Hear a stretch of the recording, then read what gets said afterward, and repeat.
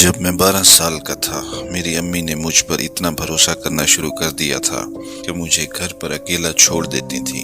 हम एक पुरसकून और आम तौर पर महफूज कस्बे में रहते थे।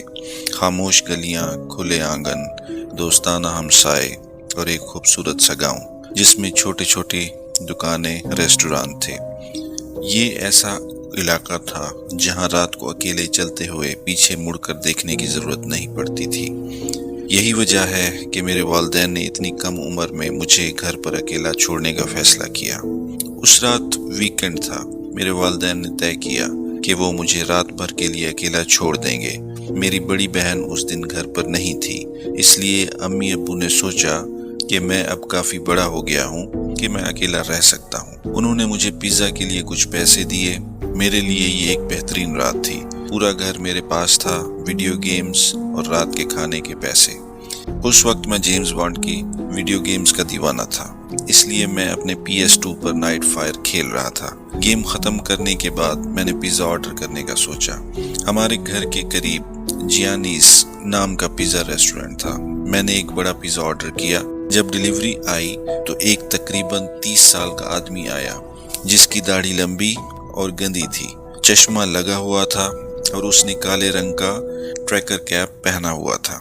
पैसे देने के बाद उसने अचानक पूछा, तुम अकेले हो घर पर?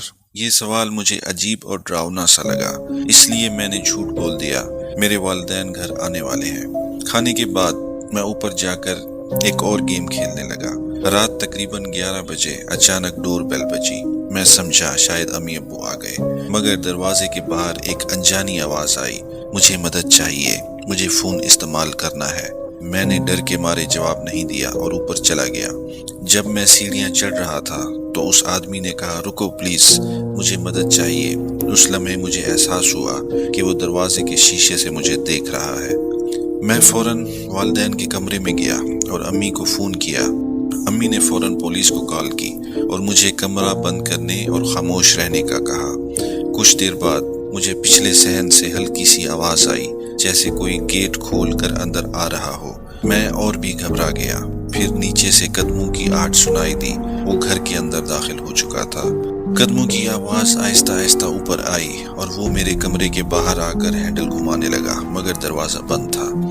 थोड़ी देर बाद वो वापस नीचे चला गया। आखिरकार पुलिस आ गई। पिछला स्लाइडिंग डोर खुला हुआ था, वही उसका दाखिली रास्ता था। मैंने पुलिस को सब कुछ बता दिया और शक जाहिर किया कि शायद ये पिज्जे वाला था। अगले दिन हम रेस्टोरेंट गए, मगर वो शख्स वहां नहीं मिला। मैनेजर ने कहा कि वो ऐसा कुछ नहीं कर सकता और हमें वहां से जाने का कहा। इस वाक़ये के बाद मेरे वालिदैन ने लंबे अरसे तक मुझे अकेला घर पर नहीं छोड़ा।